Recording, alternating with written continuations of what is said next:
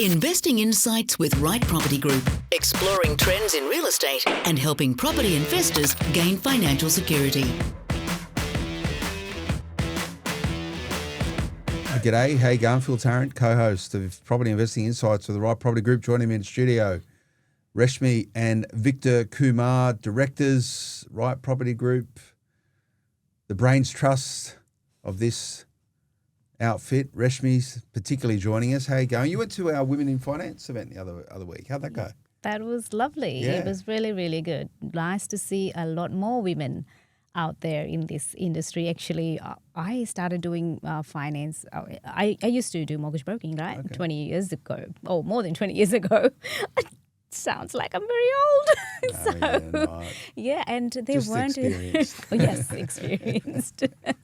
Oh my gosh, there were not as many women doing this before. There was a lot of women, and it was really nice to see that. Yeah, and what was the sort of, because I didn't get a chance to get down there. I had really good feedback, but was it like, you know, good esprit de corps? Was everyone getting stuck in, enjoying each sort of networking, enjoying each company? Yeah. Yeah, definitely. There was a lot Was it a happening. long day for a lot of It was. okay. It was a good day. Actually, we loved it. The weather was nice too, and the type of people that came. You could see there's been a lot of changes in the industry. There's a lot more people there. And Was it really younger generation? Yeah, very good. Yes. Yeah, Mm-hmm. that's what I'm noticing now when I go to a lot of our mortgages or even property events is you forget that you're not young anymore, right? Like, you know what I mean? Like, Try and look young. Yeah. You're not old, like you're rocking up with your Zimmer frame or anything. You know, sort of your middle career. Let's be nice, but mortgages, real estate, particularly real estate, really attracts a young cohort. And when you go to these events, big events, and you see all these sort of young sort of estate agents there or buyers agents, you know, you go, wow. There's a young switched on people. The world has changed, definitely. I mean, there was a lack of that before. There weren't as many people going back 20 years ago. There were not that many switched on people, I would say. When you go to events, you wouldn't see many young people. So now, definitely, yeah. So knowing what you know, maybe this question for you, Victor, knowing what you know and your experience as a property strategist / buyer's agent / all that stuff for a couple of decades. If you were new to property, would you choose a career as a buyer's agent today, or do you reckon you were right place, right time 20 years ago when it was still quite an unknown thing and it was a very different way to operate? It's a lot more visible and competitive today. Would you choose it as a career? It'll be much harder today than it is than it was when we started. 2001, right? So that's there were just a handful of us back then. So there was less competition, but also if you look at it from the other side, information is far easier to get and articulate today as it was in comparison to the yesteryears. So on that side, it's much easier. But in any industry, you'd want to be the trailblazer because then you get a lot of market share. But also, you are certainly able to educate and impact a lot more lives back then in comparison to now, where everyone's just flooding and flooded with all this information, drowning with all of these number of different strategies, different stuff that everyone's trying to sprout out on the social media. So it becomes harder to discern now as to who to go with. And again, being the devil's advocate here, back then, there was only a few of us to choose from. So, there was less choice. There's more choice now. Yeah. It was a natural progression when we went into business. Basically, you know how when people say you have to find a niche, what business you've got to pursue. For us, it was naturally we just fell into it naturally because we just found that there are not many people didn't understand how to invest in property or how to really make money out of it. So everyone you talk to, they knew they had to buy a property, but what else is there around it? And that's where we found that with our knowledge and experience that we've got, this is actually a career path. This is a business. This is a service we can provide and help people, guide them, build their wealth and do it properly and hold their hand all the way through because of with our own experiences, we've realized that this is a lack in the place, right? So, yeah, it's a couple of decades ago, it was a lot of people probably felt as though they stumbled on a secret of buyers agent. Went, wow, like this is good and they got all the advantages of it. Like that's now gone. It's gone. No. You know, No. people aren't stumbling into this thing and go, No. wow, I didn't know that thing existed. And, We still do get the occasional people that never have heard of a buyer's agent. Yeah. Some agents, the really out of touch agents, they haven't worked with buyer's agents before. They've heard about them, but perhaps their tilt towards buyer's agents may not, and their experience with interaction with some of the buyer's agents may not have been so good. So they're not seeing the advantage of it. But it's becoming mainstream more and more. Yeah. I think my experience has been it's great using a buyer's agent for the buy side. I sometimes don't like being on the receiving end of a buyer's agents on the sell side, right? Like, and I can imagine sort of agents find it a bit frustrating also because their offers are very different. You know, there's a lot more contingency connected with the offers. They're a lot more thorough. You know, it's if you what I found selling. If you're selling and the purchaser isn't using a buyer's agent, it's normally an easier transaction. But I guess that's a compliment for buyer's agents on the buy side, right? But the buyer is benefiting. The buyer's absolutely benefiting for it, right? You know, and I've had deals sort of come unstuck. More deals have come unstuck when a buyer's agent's been involved as a seller.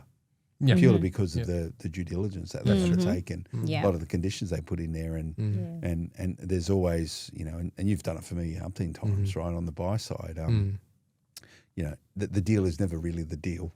No, there's always moving parts. It's just one thing when you're done, we just throw in another spanner in the works, there's right? There's one more little thing there and it'll be like, well, what about this over here? And you'd be like, well, that's such a contingent risk that doesn't exist as a seller. But they go, well, it's a risk that my client's not willing to take on unless they're compensated for it in the front end. So buyer's agents are good in that regard. Well, we're not emotionally invested in it, No, right? So that's the advantage. And you want to get the best deal possible. And I'm going through a sell now of a couple of assets, couple that you secured for us way back when, and the key point is that the negotiation is largely not about the price. The price is largely assumed because it's a pretty easy thing to work out what the value of it is, but it's all the conditions in and around it. So Absolutely. so the buyer's agent is doing the right thing, but had one of those properties fall down and during cooling off. Okay. Because they were concerned about they heard somewhere or another that you'd know the block. I won't say on air where it is, but that there's going to be a special levy put in place to do something or other. So they went, no, I don't want to be part of it as a result of it, which I didn't even know about. Right, well, there you go. Yeah, I obviously don't read the body corporate. I don't know anything about it. I was like, really? I didn't know about that. Quick, sell the thing. I don't want the problem. But like little things like that can. Yeah, of course. Yeah, and this is someone doing the diligence, obviously, right? So it's just fallen over because of the diligence, or it could have been adjusted in price, and that's the whole thing about it. I think it was more of they just wanted the reason to get out. I think they could get finances. Yeah, well, what it really was.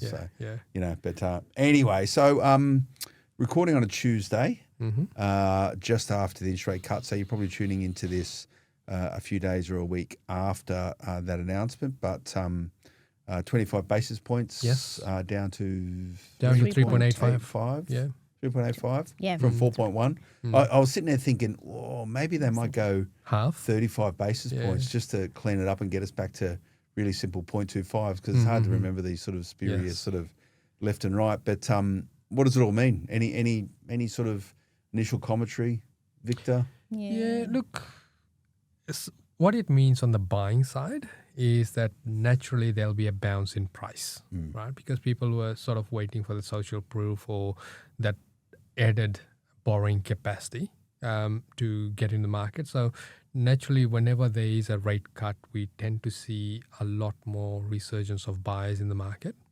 And also, if there is even a muted response, there's usually a 20 to 30K bounce in pricing. In the middle price band where most people play. In the top end, it doesn't make much of a difference. Yeah, and the bottom end always ticks along. But where the action is in the 600 to say the 850 to mil purchase price, that's where you tend to see a lot more buyers re-enter the market. Yeah. Most people end up waiting for social proof, and we've got sort of a double whammy, triple whammy actually in here. So the uncertainty of the elections has gone, right? No commentary on the party lines. But this is our first podcast since the election. So we should speak about that really quickly. So I think what Australia's voted for is continuity. Yes. So we've probably got 6 years ahead of us of steady as she goes, right? Yeah. Plus, also there wasn't a better choice. Yeah. In terms of the opposing party did not put their best foot forward from a media presence, from a strategic presence, and perhaps using the wrong rhetorics in terms of aligning too closely to Trump. Yes. But the biggest tell over here, again, you could argue, party preference and all that sort of stuff. But the biggest tell here was that the Greens were annihilated in this election. They were totally on the tenants and pushing that bandwagon. But I think the general populace has spoken that we can see through all of that, and we want stability, we want continuity. Jury's still out in terms of there's still scaremongering going on in terms of we're going to tax the super unrealized gains and all this sort of stuff. Yet to be seen. It was perhaps a thought bubble. I think reality will hit and will be business as usual. I saw the Treasurer out the other day who's pretty much going, this thing's happening. It only really affects a couple of people. They've got forward-looking, deficits. They're going to have to try and fill their coffers. Have to fill the gap somehow. One of the great way to fill their coffers is to tax investors more. Yeah, we've seen it time and time again. But what I would say, one of the I think continuity for Australia is good. The first time we've re-elected a prime minister in 2 decades or something or other, so that's not a bad thing. But one of the great outcomes, I think, of it all is some of those militant and completely unnecessarily and unfair voices from the Greens attacking property investors. I think that's now behind us, which is good. Right, yeah. And a new leader of the Greens, so obviously the leader was punted, didn't get re-elected. The new leader's pretty much saying, we're going to go back to our core values of climate change and other sort of green-orientated policies rather than trying to get on the bandwagon of sort of inner city renters and trying to shake things up. So that's not a bad thing. I think they called him Albo's nemesis, that Greens. I think Albo liked him very much, that Greens housing spokesperson. So thankfully that's behind us. But even today we saw the Nationals and the Coalition announced that they're parting ways. Like that's that's a big deal. It's a big deal. Like, that's a big deal. I don't know enough about it yet to make an observation around it. But anyway, we've got some stability ahead of us. It is. And a lot of incentives for first-time buyers. Absolutely. And from a property investment point of view, generally when a Labor government comes in, there is a surge in property prices, right? Because they tend to have policies that are more lined away from business. People then flood in towards properties to shelter their money. If you look at it historically, that's what's happened. Don't know whether it'll happen this time around, but all seems to be lining up. And then coming back to the rate cut today, obviously the stability of the government has got one of the factors that will play into this bounce in property pricing. Then we've got this looming end of financial year where people are saying, I didn't do anything this financial year. I square one away in the property portfolio, or immediately after the 30th of June, they'll possibly put properties on the market or start getting properties in.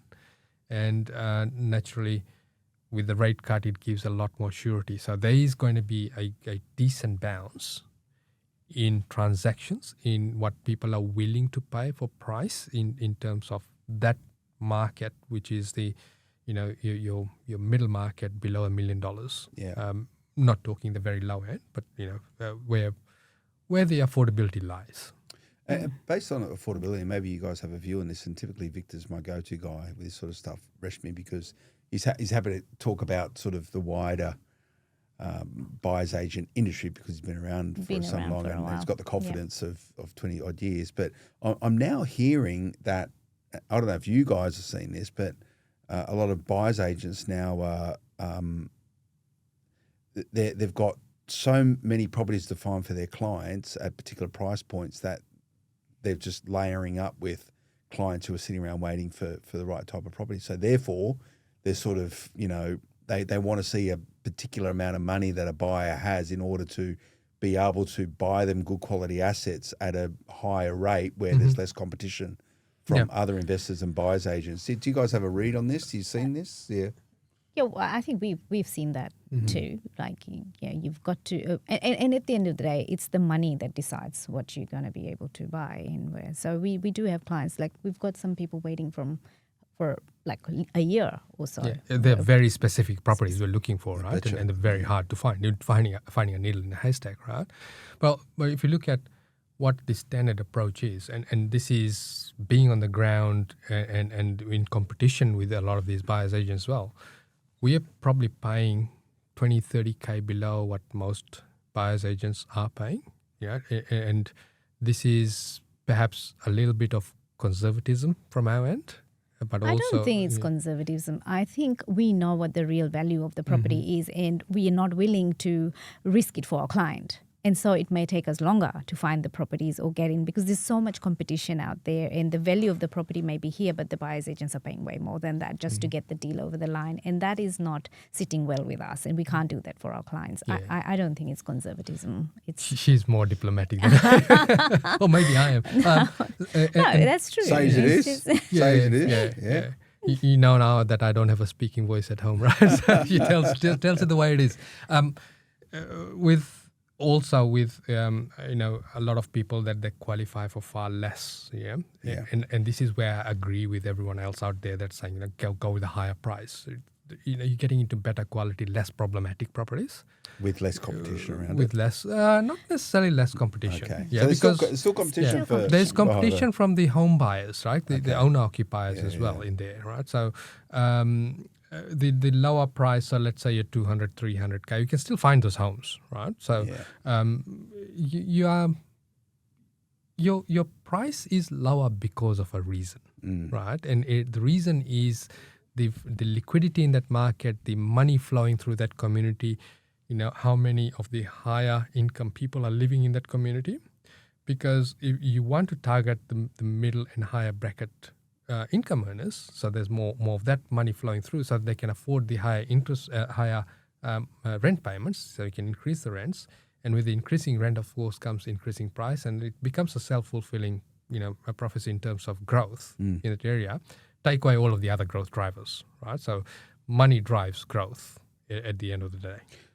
Okay, so we're sort of getting a little bit into investing strategies there, and I know that's something that we want to preserve for next week. And obviously we're through our special series here on Design Your Decade. This is the 5th installment of it. We've talked about the 4 Ds. Last time we got together in April, we're talking about age-appropriate investing, a really good conversation. And age is a state of mind. A lot of the times it could just be when you choose to start rather than maybe you start a little bit later in life. But there's still quite a lot of significant sort of observations we had there and insights around it. So I highly encourage everyone to go and listen to that. But everyone gets obsessed about the investing strategies. Tell me, how are we going to do this, right? But they always say you should start with the end in mind.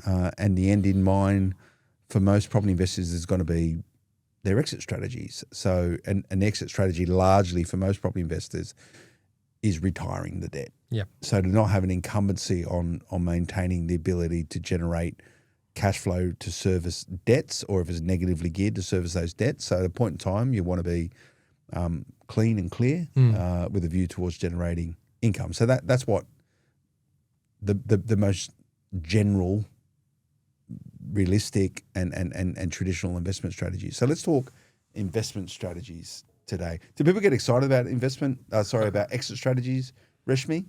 People don't know exit strategies. People just want to start investing. People talk about for example, between yesterday and today. Yesterday, I spoke with somebody who's come up with someone saying I should do this. Someone says I should be doing this, and I'm just so confused. So there's so many strategies out there. You tell me what I should be doing. I had to say, look, there's so many strategies out there that you could do.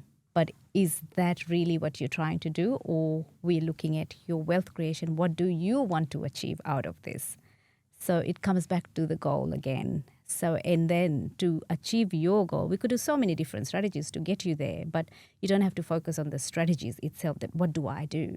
So there's an end result. And then we're talking about entering, you're wanting to get started. Have you thought about how you will exit it? How will you retire the debt? How are you going to finish? So the finish is retiring the debt, essentially. Yeah, that's right. Because if you retire the debt, that's great, because it probably means you're going to be generating quite significant positive income. But with retiring the debt, it manufactures a whole new litany of other problems and challenges you need to consider, as in what are you going to do with this asset in the future? Yeah. Right? Yes. Like, you know, that's when an asset actually becomes a liability, right? Yeah. When you've got to work out what am I going to do with it, right? Yeah, like, so absolutely. it's a whole other layer of We have that of planning conversation around it. going. Yeah, we talk about that kind of stuff. What are we going to do with all Yeah. these What are you things? going to do with it all? And that's our household yeah, conversation as well. yeah. So like this weekend, we were talked talking about, about, yeah. what does it look like? You know, it's we've accumulated all these assets. We've got debt on a few of the properties, and you know, we pay all of them off. What are we going to do? What does it look like? Why are we striving to do this? Right. So all of those conversations do start happening. It's quite a difficult conversation maybe to have, because you sit there and go, well, how much more money do you need? Yeah. Like, Yeah, exactly. like really, like, Yeah. you know, and that sounds quite sort of elitist, but you know, how much do you need? It's not going to change things too much, right? Just the size of the boat. Just the size of the boat. So, but you can only have so many boats. Victor, you know, I don't know what your, but everyone's got a version of the boat, right? Yeah. But it gets to a point also where, and you see a lot when people build large portfolios or they create good wealth through business. You know, often there's a real sort of realization of like when you get there, it's probably not that great, right? You can only use one boat at a time. You know, you can only go on so many holidays. So like the realization of what an actual exit looks like, it can be quite confronting to people. Yeah, it is, and often because it's not normal in inverted commas to have no mortgages on your properties, especially if they're investment properties, because everyone focuses on paying off their home, right, and that's the major focus. We tend not to think about, okay, if we paid off our investment properties, you know, what's going to happen? Because the first thing that's been drummed into us is that, well, if you pay off your investment properties, you'll pay tax. Yeah, of course you will, because you're earning more income, right? And that's a good thing. That's one of the other consequences, right? Yes, that's right. Yeah. So we need to then decide right from the beginning in terms of which entities we're buying, what we're buying, and how many we're buying. Yeah. To then say, okay, there needs to be now a change in tempo, change in types of properties, change in outlook to start paying things down, right? Now, and there's only 4 ways to pay things off. When you drill it right down, 4 ways to pay things off. Surplus PYG or business income, surplus portfolio income, which we'll come back to, or you sell something, right? Bananas, houses, whatever. And the 4th is you win lotto, right? Now, I haven't seen many that have actually done the 4th one, but we've certainly helped people set up for the 3, and we've had quite a few people exit out of some of the mortgages. It's a longer process, so more people put credence on the initial stages, which is the acquisition of properties, owning the properties, yet then don't leave enough time to pay all of these off. Because they think that something magical will happen and all of a sudden we'll get to that income that we're always after. But that's a longer bit, right? And that's what we want to talk about, is to say, okay, there are nuances in here that we need to address first before we even start talking strategy as to what we're buying, you know, age appropriate investing, all of those things, because we need to make sure that we are able to get out of this mortgage. And then there's several variations, several flavoring that we put on that as well in terms of, okay, as an example, I spoke with a new client that was onboarding, and their plan is to buy a principal place of residence in the Northern Beaches with a budget of 2 to 3 mil. That's in 7 years' time. So investing for them looks very different to someone that hasn't got that milestone happening. So the portfolio we put together here and the plan, which is to, okay, we're going to put these 3-4 properties in. The whole plan is that we double or triple your deposit so that you're getting that big deposit to get into the principal place of residence at that point in time. Depending on what the finance climate looks like at the time, we may even sell down. So entity is really important.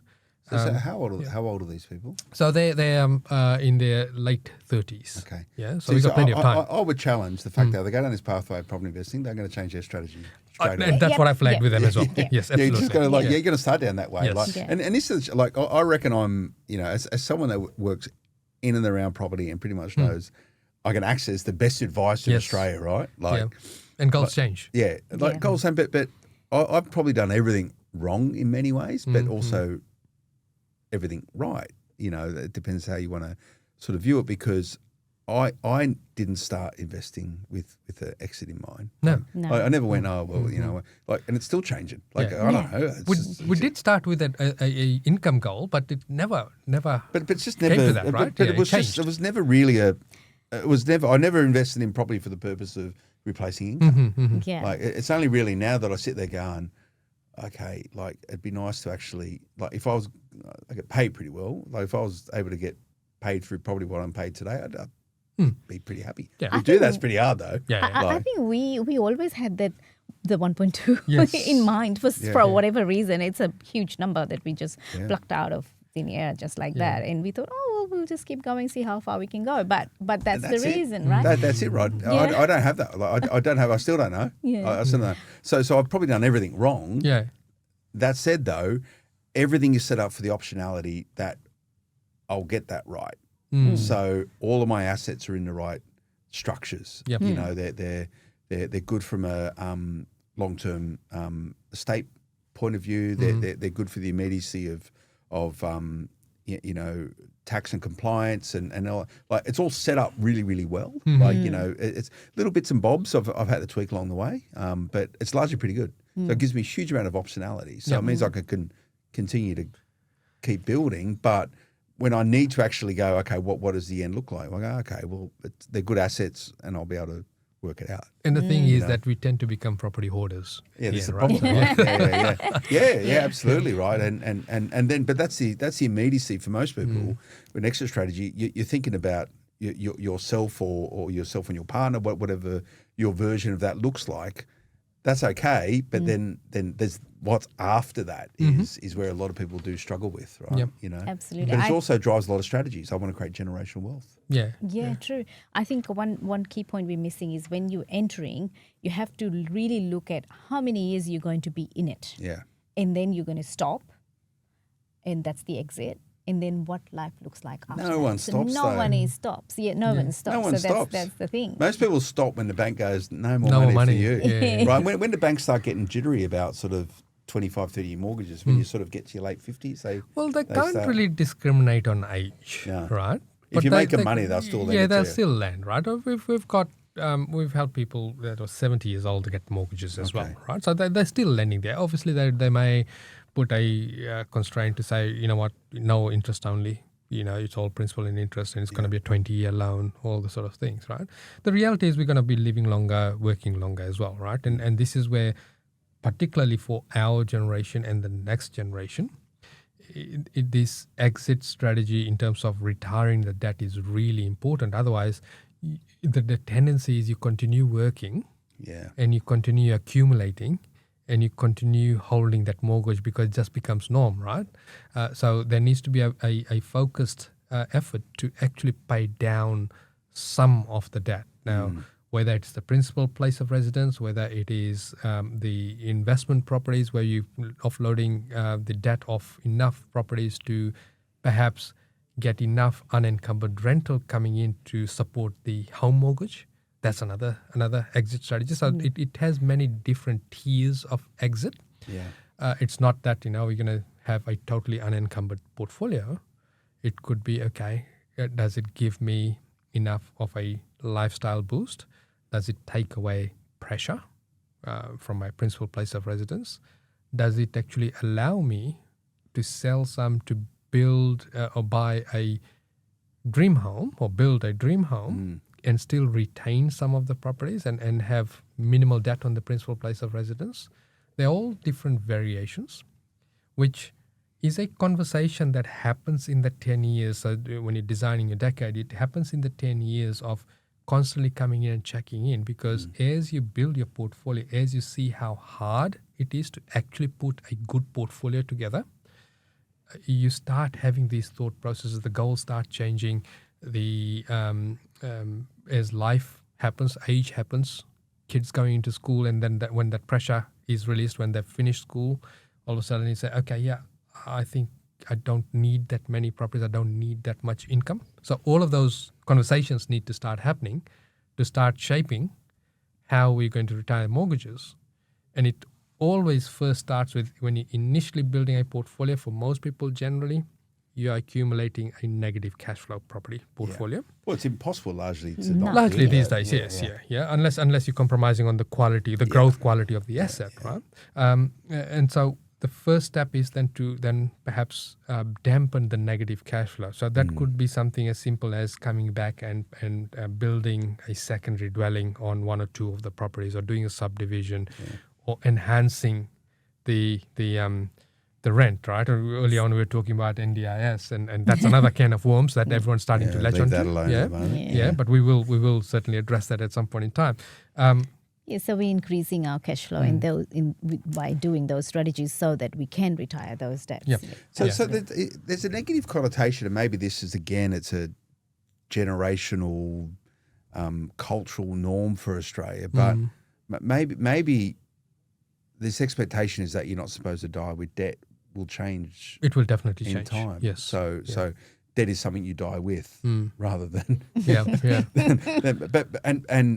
that is going to be baked into. Well, if our children are going to benefit from it, then they might as well carry on. But this is the point, right? And what with really good estate planning, you can actually create the mechanisms for saying, hey, so you don't leave the problem. I know a lot of people with estate planning go, stuff it, they can sort it out. I don't really care. Right? That's a wrong thing to do by your kids. I know, right? but some people's attitude is like that. So, but you can actually have the instructions in your estate plan that say, it's okay to die with debt, but do this to retire the debt. That can happen subsequent to it with the right estate planning. And I'm glad you touched on that, right? So one of the things that I absolutely love when I see a deceased estate, and there's 4 beneficiaries to that, because I just simply go to them and say, look, it's we'll do a quick deal, 100K less. It's only 25K less to each of you.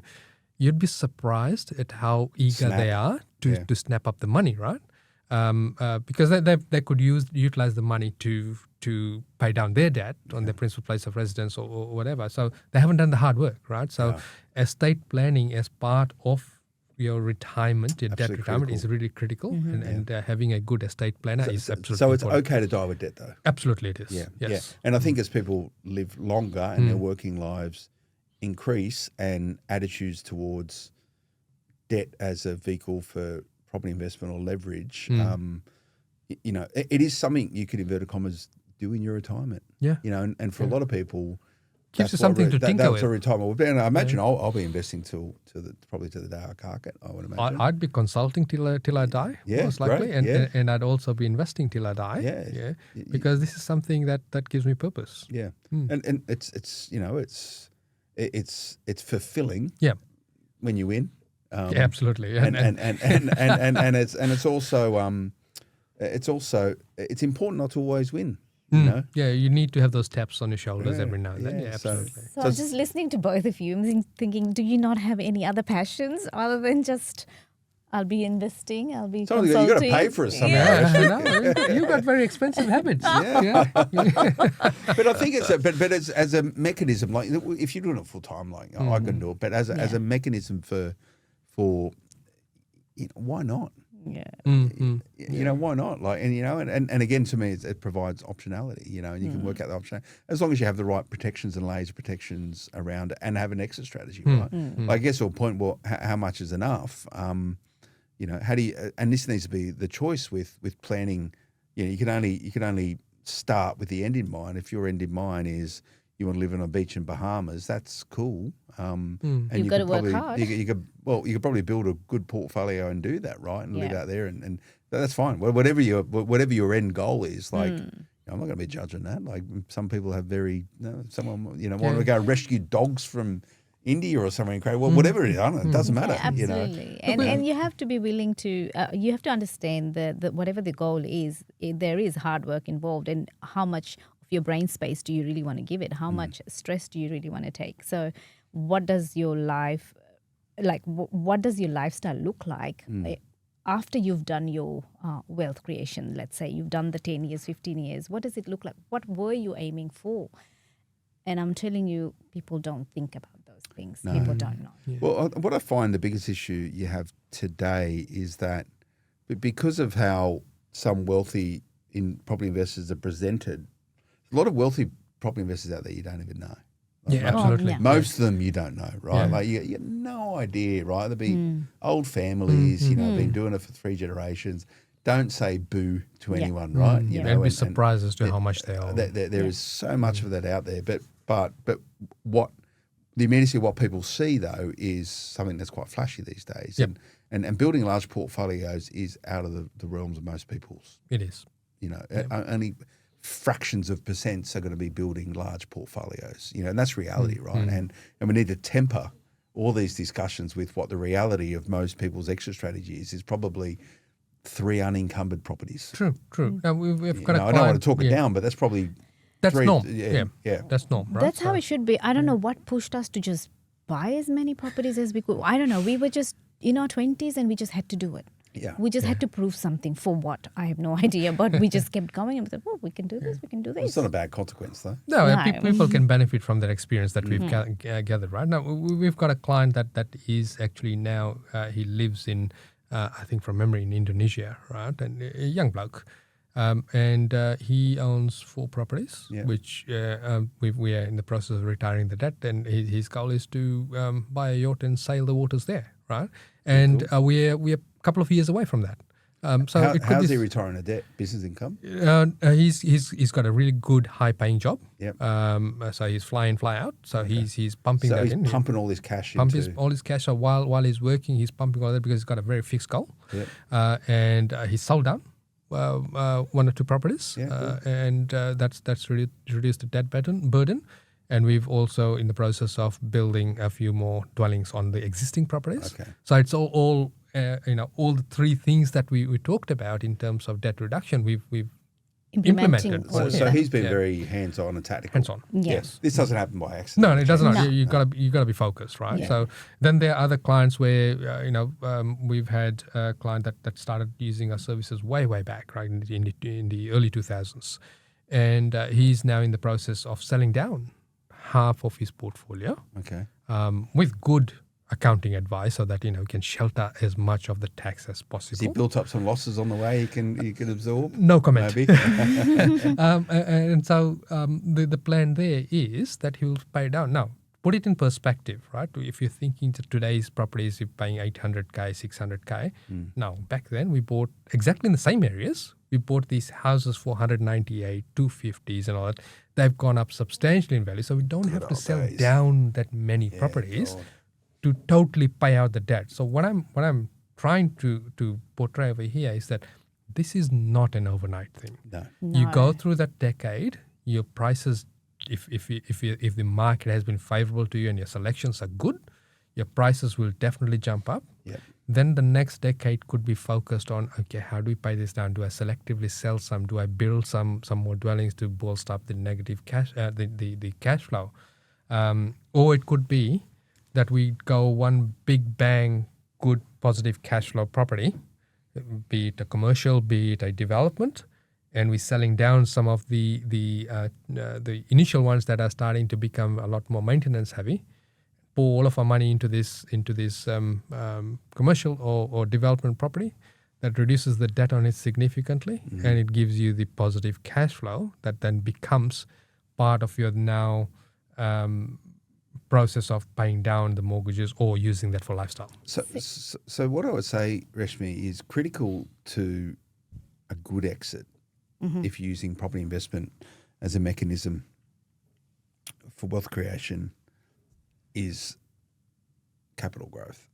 Capital growth, yes. And the type of property you select, because if you're in it from the beginning, if you select the right type of property, right, you know how when people talk about whether should I be buying a unit or a house, right? And in our portfolio, we've got a couple of units in there, and now, like when we started, right, and now coming back so many years later, these are the properties that we were able to quickly retire the debt on, and they're funding the basically they're paying the mortgage of the other properties, right? So there's that question, like in the beginning when we're thinking about should I be buying a unit or should I be buying a house? Units had their place, and now they're the first ones for the rent. But did you buy them for the purpose of that when you went back then? The pay down yeah, easy properties, yes. The easy to pay down properties, Yeah. they were bought for that purpose. Okay, just so that essentially being the cash cow for the negative cash flow you have in other assets. Right? Pitch pairing properties. Yeah, that's Yes. right. Yeah.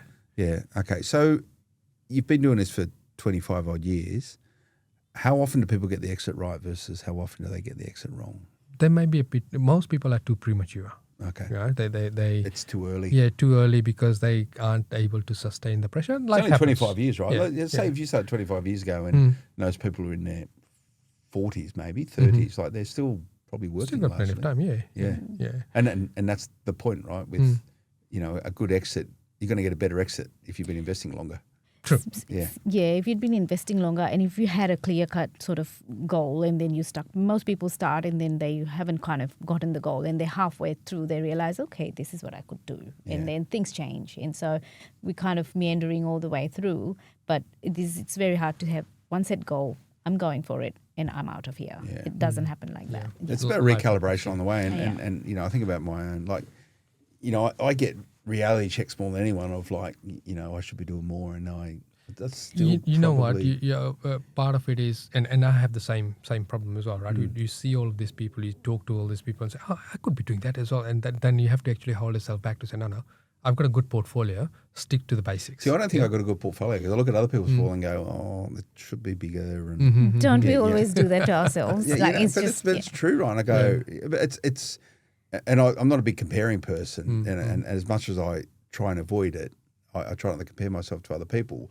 But then I speak about utility and everyone can get the same thing. I'm just fortunate enough to probably have greater access to it. It's about the execution of stuff, right? Yeah. Like yes, you can do all this stuff, but you've got to carve out the time and make the energy and effort. But then you go, well, I don't know. Most people probably think I've got a good property portfolio. I look at it and just go, oh, yeah, it's okay. Because it's normal. Yeah. For you, it's normal. That's the thing, right? That's the thing. Yeah. So and you compare yourself with two people. I know people with portfolios twice, triple, 4 times the size of mine. And I go, yeah, I could be doing that. Yeah, or the other way as well. There's people that have less properties but have better quality properties. Better quality properties, and you go, oh yeah, it's.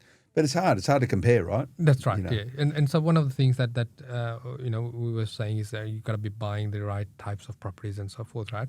A lot of people, they just get caught up in just buying property and buying in the area. So each property needs to be bought with a purpose. Yeah, needs to be bought with the thought of, okay, what can I do with this to further squeeze out cash flow, to further squeeze out equity? Yeah. How does it click into everything else that I've already got, and how does it actually get me closer to my goal, which will keep changing. The goals will keep changing. I acknowledge that, right? But unless you look at those things, you'll end up buying, just a 3-bedder in just a set and forget home, which most people tend to do, and then you're in the numbers game. You really want the numbers you want to be playing is the numbers within your portfolio in terms of where the cash flow can be. Not necessarily where it is right now, but where it can be by doing X, Y, and Z. And how can I actually reduce the number of properties that I'm purchasing to actually get to that, right? Within reason, right? So, and that runs counter to how a lot of things are presented. Like how many properties got, like, it's really funny as you invest, and I'm in my second decade now of investing. And I like to think I started investing in my mid-30s, and, I'll have 40 good years, right? Like, my portfolio, I'm not going to have a problem with the size of the value of my portfolio at the end of my investing journey, right? Or when I choose to retire, whatever it looks like. But the challenge you have, though, is that you start off and you're a lot more mechanical in your investing. And you guys must find this. But then, as you become more experienced and your life gets more complicated, you start looking at different sort of properties where you go, I get that. I could maybe live in there one day, when I'm sort of not working anymore, and I could use it, on weekends, or you start making different decisions around it because you layer in complexity. You go, oh, that'd be great for the kids. Yeah, I'll buy that. Yeah. It's crap now, but what a great place for when they're at university. You make those decisions. And you go, well, what happens if they go to university there? So things, you start complicating your investment decision making because you try and layer in more uses of a property than just maybe what you would foundationally do when you're starting investing, where you're just going, all the properties that you guys bought us up in Queensland, I never seen them. Yep. I don't even know if they exist. Yeah, I've seen They actually photos don't. of They it. actually don't. But, Yeah, we doctored them the up. Victor's Yeah. Ponzi scheme, right? But you know what? You guys must do the same thing, right? Where you Yeah. start buying Yep. different stuff, but then you go, it'll be all right. Yep. It'll be I okay. think we're a little bit more strict because Victor's left so many properties and said, oh, we can gain 50,000, let's say, in 6 months' time with this particular. No, it's too little for what we are trying to do. So we so it leave wouldn't it. move the needle anymore, No. right? No. It doesn't. Yeah. So what moves the needle for you guys now? It's got to be hundreds Hundreds to of thousands. Yeah. in order to get your attention. Yep. And this is something that changes as well, right? Yes. You That's know? right. I mean, in the early days, if I was getting an instant equity of 50K, I'd grab it with both hands, Yeah. right? Now I'm thinking, why? Yeah, Yeah. But which is Yeah. okay, Yeah. right? But Yeah. on the same go, it's just the juice ain't worth the squeeze, Mm. you Yeah. know. And you Yeah. go, well, it's a hassle, and we're going to do financing and all that sort of stuff. Yeah, it's just not worth it, right? Yeah. But that's wanted- normal. I just wanted to share a story of an exit strategy. I mean, you might be better at telling this story about the plan was to have a $50,000 income coming from a portfolio every year. Remember, this one of the clients we're talking about, part-time teacher. You might remember a couple of years ago achieved it. Oh, yeah. Yep, absolutely. So it is possible. We just thought, we're talking about how people meander and, and things they keep adding on and there's no clear-cut exit. There are clients who have actually done it. So there was this clear-cut plan. Yeah, so you can share. Yeah, this. so they had a property up in the mountains, Blue Mountains, right? So and this we're talking back when we started, right? So when we started buying, so back 2012, and we got a few properties, and the plan was very strategic: a couple of units, a couple of houses. We then put our head down and started paying them down. And the husband also got a redundancy package, which we pumped into the portfolio. The end goal they wanted was simply having a 50K passive income from the portfolio, which we hit about 7 years ago for them.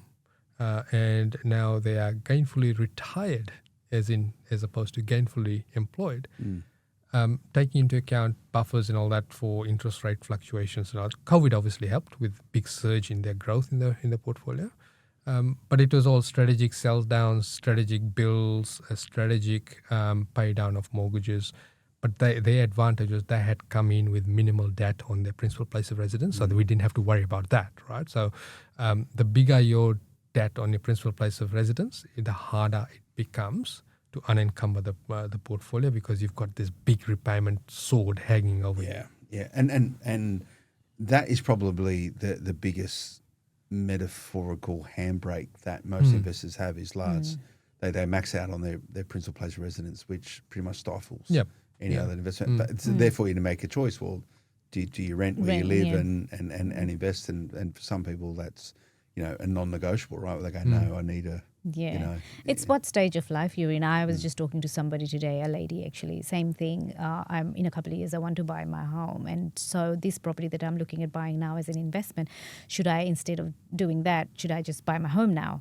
And it's like, okay, you'll have to do the sums because when are the children coming? When do you really want to move out by? She's only 29. So it's those pros and cons, and so investing doesn't have to be rigid that this is what I'm starting and this is where I'm going. So that's why it takes time. Your lifestyle happens, and then as we said, goals change, things happen, and so you just go according to that at the back of your mind that that's what you're trying to get at.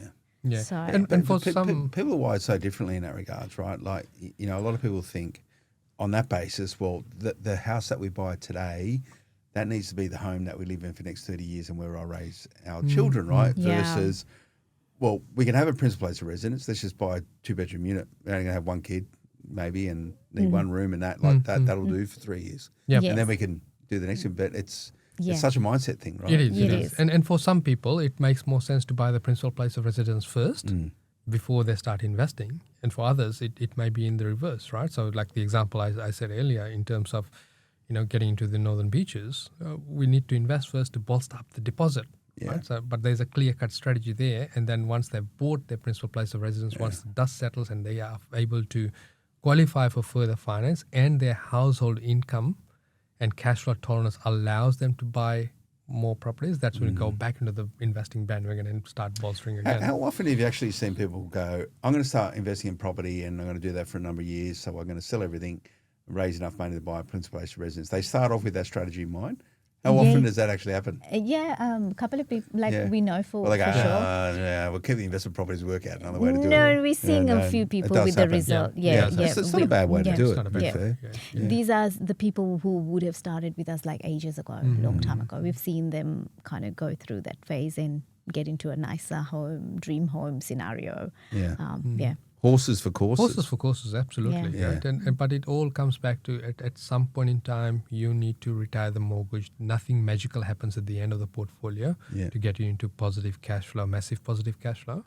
You need to be a concentrated effort. There are few strategies, but strategies then can be sprinkled with fairy dust to make it a little bit more, in line with what you're trying to achieve.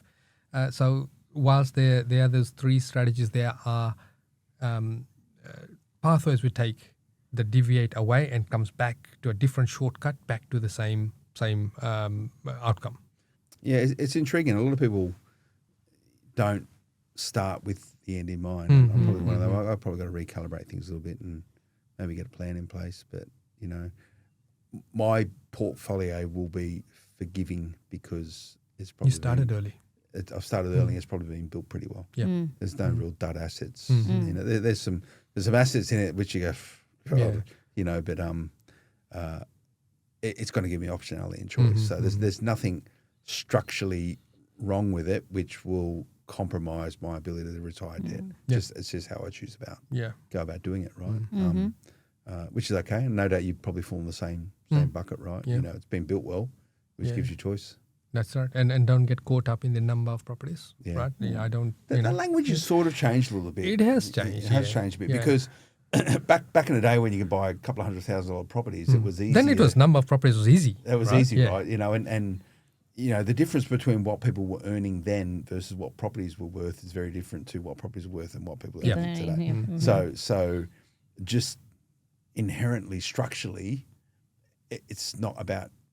There's not people walking around with 50, 60, 70 properties, unless they're all in regional Australia, buying for a couple $100,000, which you can still find. Yeah, so. or they're generational. They're generational. Yeah.